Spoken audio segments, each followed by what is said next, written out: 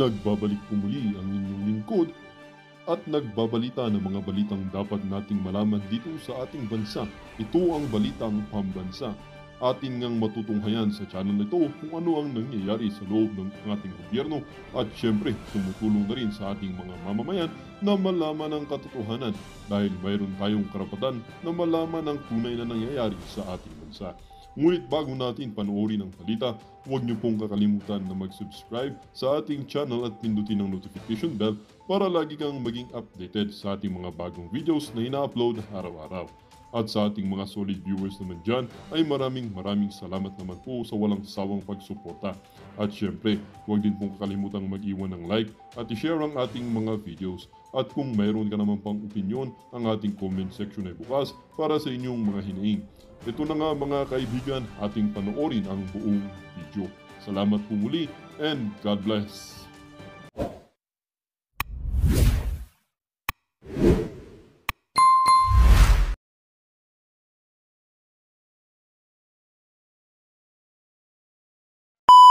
Huwag kayong bumoto ng mga politiko na katulad ni Abalos kasi tinalbugan niya si Maroha. Sa susunod tayo nakakainin ng mga yan. Gusto ko nga tayo ang kainin nila. Hi Maui, how are you? Channel 167, Agent Morales, Nelson, how are you guys? I love you. Alright. Siyempre, mga love-love ko yung apat na yan. Ano? Okay. Yes, sa susunod tayo. Mga buha ka ng Genemis, tayo na, alam mo Abalos, tain na lang kainin mo para maboto ka ng mga buang at ng mga baliw, di ba? Nakatulad mo. Saan ka makakakita? Only in the Philippines. Di mabuti-buti na lang yung si Maroas, nagpukpuk ng martilyo sa kanyang ulo. Di ba? Nagkain-kain ng tubig sa plato. Remember that vlog? Million viewers siya nung hindi nila tinake down yung ating page. Nagkain-kain, nagtraffic-traffic, nagbitbit-bit ng sibuyas, nag-alpot-alpot. Si Mar, tignan mo, talo na noong 2016. Yan din yung mangyayari ngayon sa mga kandidato ni Bangag. Kaya huwag yung iboto ang lahat ng kandidato kasi tignan mo, desperado sila mga palangga. Ultimong, di ba? Ultimong, oh my God, kachipan. Kachipan, adik lang po ang gumagawa niyan. Even ang literal na adik, hindi gagawa niyan. May adik ba dito na nanonood? O naging dating addictus. Wala pong matinong tao, kahit homeless, hindi kakain ng hilaw na isda. Tandaan ninyo. Na ewan ko anong isda ba yung kinain, ano na yun, palangga. Leon, ano bang kinain ng bangag na yon? My God, anong kachipan yan? Sobrang, sabi ko nga, baliktad talagang buang na. Siguro sabi ko nga kung ebak ang kakainin niya, sabi ni Ronald, edi go. Diba? So anyway, huwag natin i-promote yung inayupak na yun, ngiwi na rin yung mga bangag kasi. So, hi, Bisdak is here. Okay. Solid, Dick Chicadals. Okay. Kadiri talaga, napanood nyo ba yun? Okay, so gusto, dito tayo sa, sa moment. Okay na naginip na naman ako. Alright? Diba? Pangatlong, parang panaginip na to, pangatlo. Kasi may kausap ko yung friend ko kanina na supporter, sobrang supporter ni Inday Sara at ni Bangag. Sabi ko, uy friend, sabi ko na naginip na naman ako. So ito yung panaginip ko. Sabi ko sa kanya, di ba dati nung baliw na baliw tayo kay Bangag, budol na budol tayo, never naman ako na naginip, hindi ko naman sila napanaginipan. Pero this time, yung panaginip ko, napakaganda, maaliwalas. Kasi yung una kong panaginip, ginorgor ko, pangatlo na yata ito panaginip, ginorgor parang pangatlo, tiyan mo yung mga panaginip kasi nakakalimutan, bubuti na lang binablog natin para hindi natin makalimutan. Kanina ako na naginip. So, yung unang panaginip natin, di ba, may parang, yung natatandaan ko sa panaginip ko, yung ginorgor ko si Lisa Tanas, at saka si Bangag, yung inikot ko yung julo nila, remember that? Then may nag-interpret nun, si Attorney Nick. Alright? Then yung isa kong panaginip, yung may sumirit na dugo dito kay Bangag, na parang somewhere in Baguio or Alaska kami, di ba? Nabigla siyang nag-show up. Remember that? Na sumirit yung dugo dito sa liig niya. I wish totoo, no? Remember that? So, kailangan ko ikwento ang panaginip ko para hindi ko makalimutan. Kahanina, mga palangga, ito ang panaginip ko, nasa bar daw ako. Okay? habang nasa bar ako, kumakain-kain ako, umiinom ako, at yung bar sa University Belt, sa school kung saan nag-aaral ako nung ako'y college days, 'di ba? Shout out kay Mang Tony, pero wala na si Mang Tony back in the day. Binalikan ko. Umuwi ako ng Pilipinas, wala na yung kanyang parang karinderya doon sa school. So ngayon, habang kumakain daw ako mga kababayan, eto habang kumakain-kain, nagkain-kain ako, nag-inom-inom, ang lola ninyo, nag-StreamYard tayong ganito. Tapos all of a sudden, biglang may nag-show up sa isang window na mga Muslim brothers natin na para na may pagtitipon, isang malaking malawak na pagtitipon. Ang daming tao. Wala akong nakita mga placards or whatever, pero sobrang dami ng tao na ang saya. Okay? Nakita ko si mga naka-ano sila naka-ano yung suot na ating mga Muslim brothers and sisters. Ang dami na. Tapos bigla sa kabilang window, parang ganito, lumabas si Pangulong Duterte. Alam mo yan, typical na Duterte. Lumabas si Pangulong Duterte sa kabilang window na naglalakad siya, kumakain daw siya ng ewan, kinakain niya, cornic ba, umani. Sabi ko, bakit na dito si PRRD? Hindi ko naman siya in-invite dito sa vlog na to. Sabi ko, nakikita ng tao, tingnan mo, parang di tayo narinig ni PRRD, cool na cool lang siya, kumakain lang siya ng cornic. So yun yung nakita ko sa screen ng ating vlog. Habang, alam naman, ang panaginip talagang medyo magulo ang setting. So ngayon, yung setting para siyang isang sagradong lugar. Yung nakita ko sobrang daming tao. Hindi ko siya maipaliwanag. Pero habang kumakain ako mga palangga, bigla may dumating na babae na tinatawag ako. Sabi sa akin, binibining Maharlika, pinapatawag ka ni President Sara Duterte. Sa panaginip ko, presidente si Inday, hindi siya vice president. Tapos doon, sa panaginip ko, wala din sa isipan ko na VP si Sara. Basta yung setup ng panaginip is president. Tapos sabi daw ng babae, sabi niya, pinapatawag ka ni Inday, bitbitin mo yung mga bata.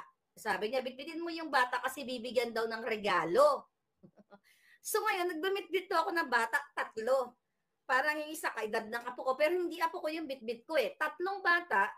Sabi ng babae, sabi niya, pumasok ka dyan sa bahay na yan, nandyan si Inday nag-iintay sa'yo. Si President Duterte, President Inday Duterte, sabi niya gano'n.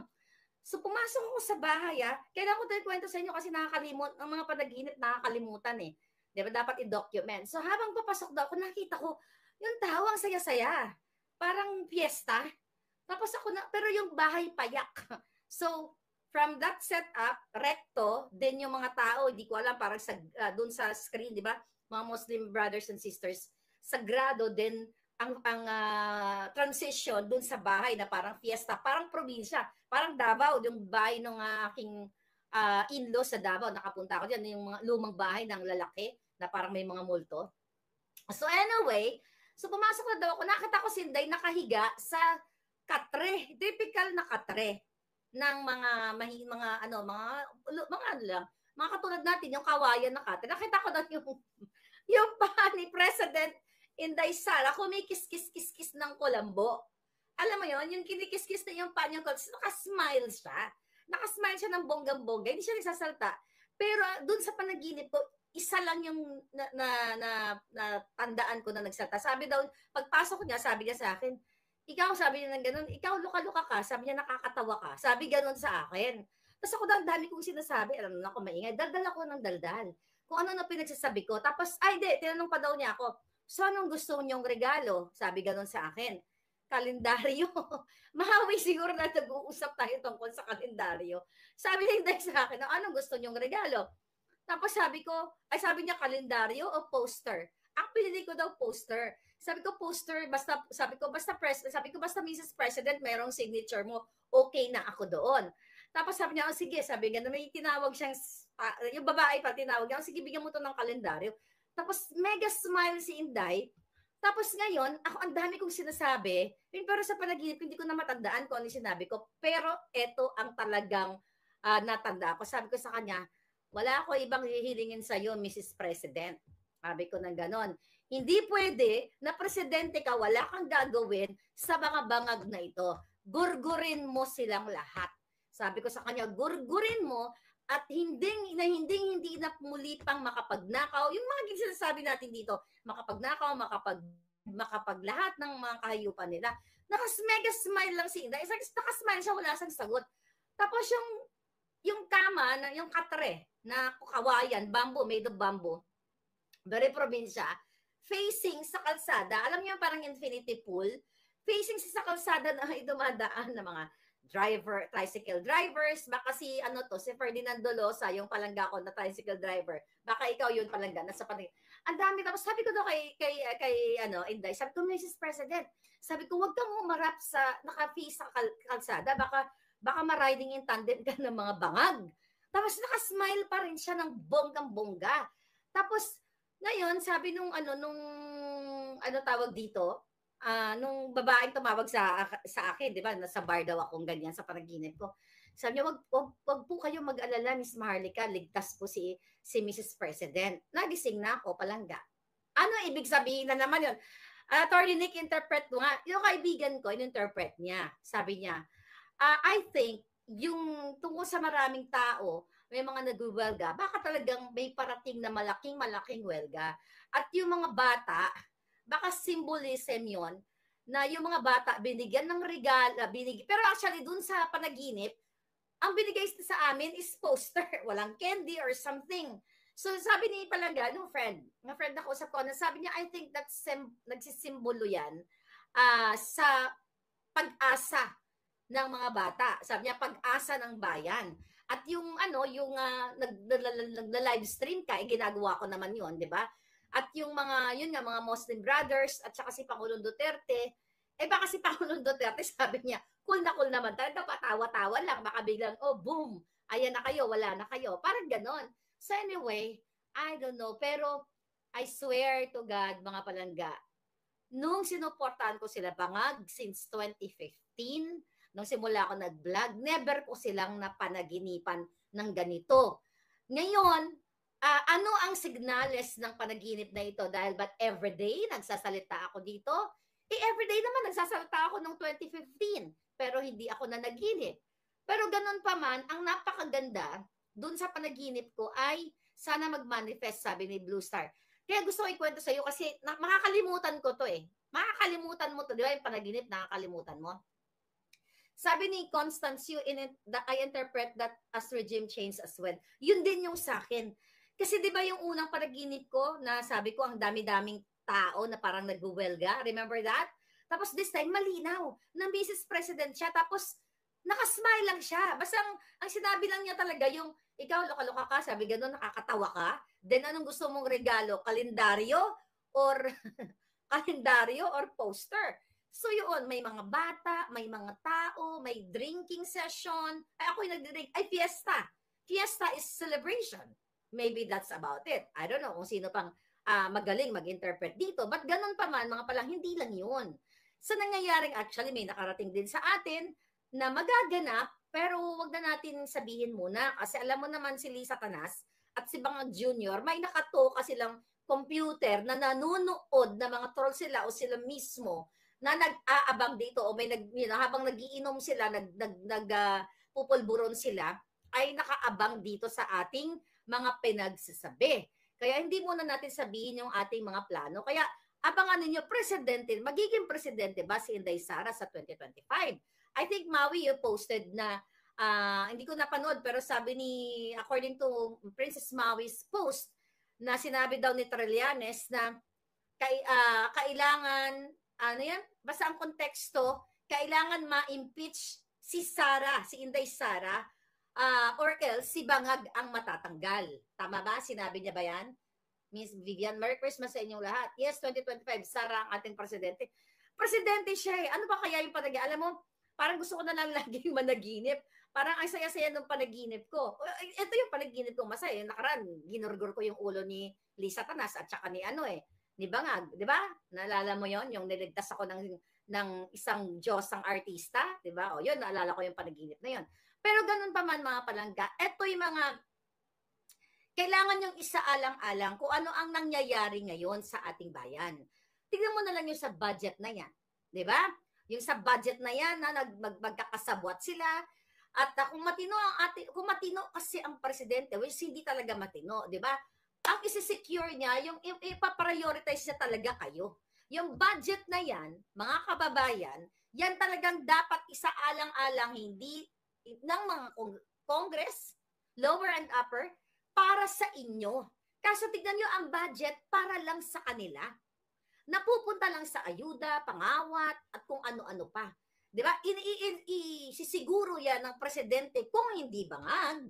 Ang mga pondo ay mapupunta sa mga tamang proyekto sa kalusugan, sa edukasyon, sa infrastruktura, paulit-ulit lang yan. Kahit na 100 years from now, o 100 years later, 100 years before, ganun pa rin ang tema ng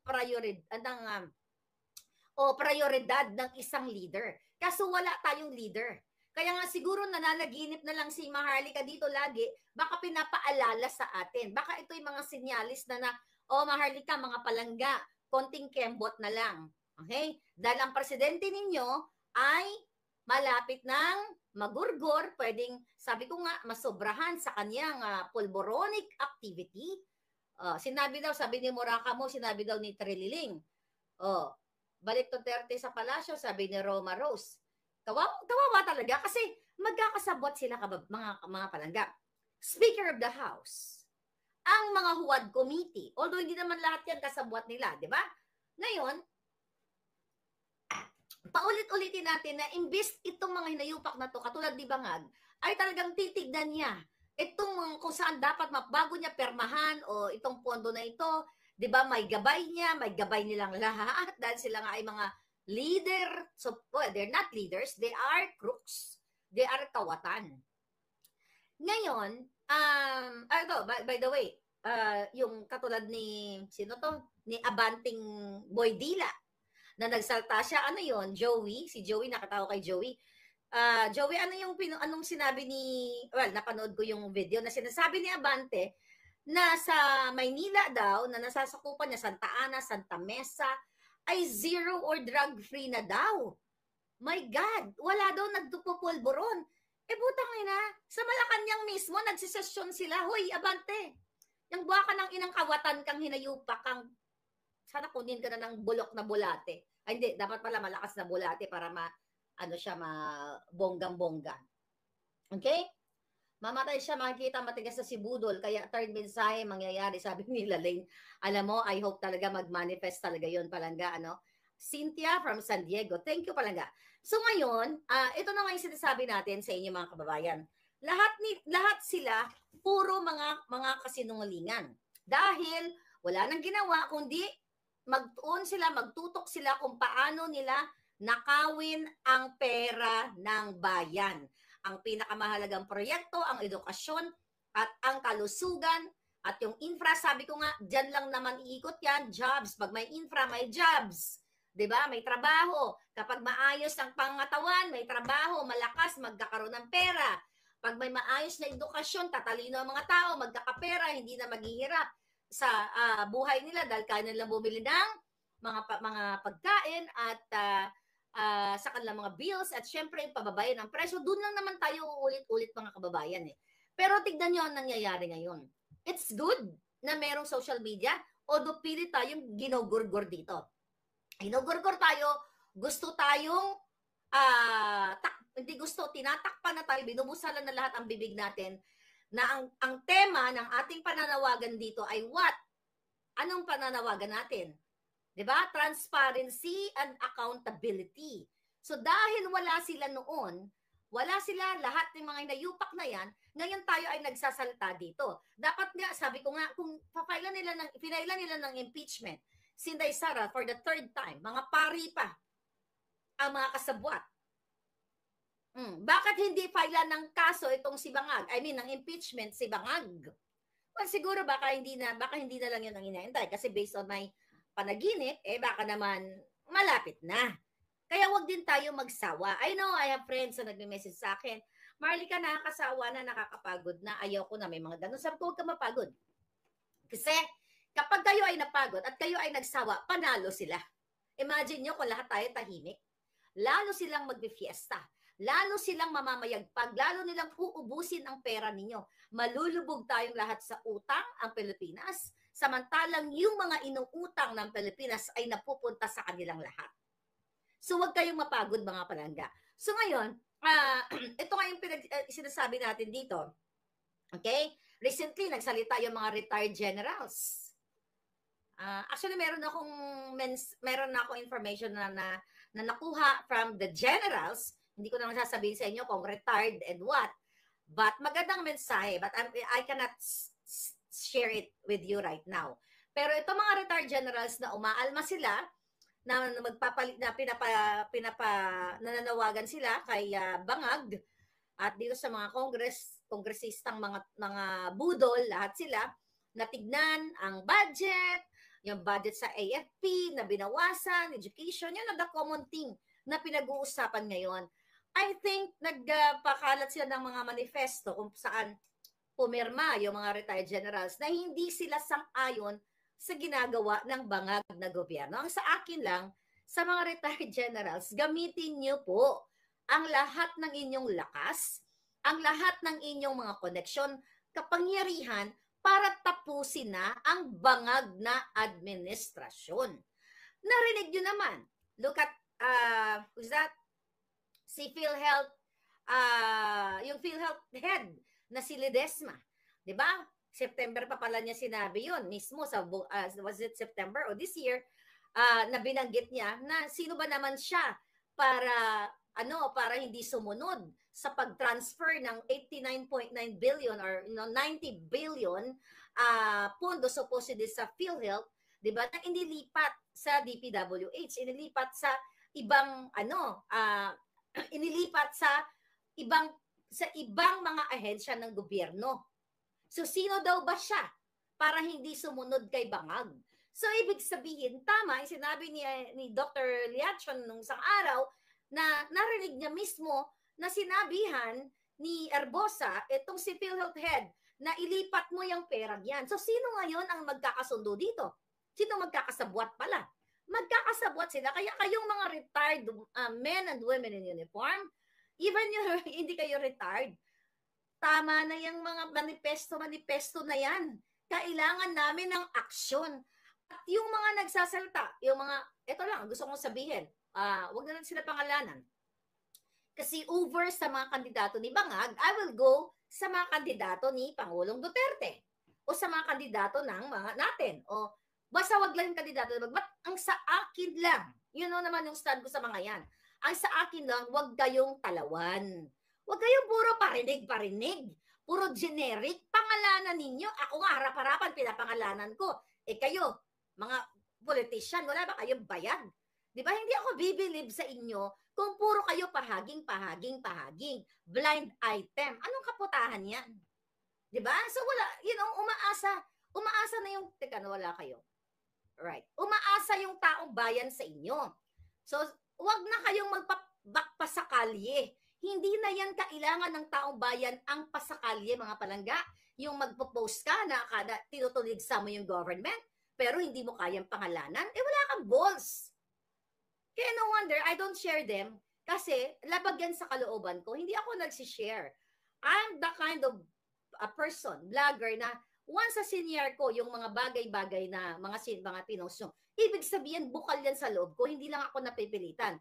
Alam mo, even mga simple post, kahit na nakakatawa, yung kung ano man, mag-like o mag-ano ko, ibig sabihin yan, from the bottom of my heart, na-appreciate ko yung mga jokes, na-appreciate ko yung mga na-appreciate ko yung mga pinaglalaban ninyo. Diba? Pero yung ating mga supposedly kakampi ni Pangulong Duterte, wag na kayong magpatumpik-tumpik pa. Sino ba ang unang nagtaya ng alindog dito? Hindi ko to sinasabi na ako ay magaling. Dahil di naman ako magaling. Ako lamang ay emisaryo. Ako lamang ay mayroong balls.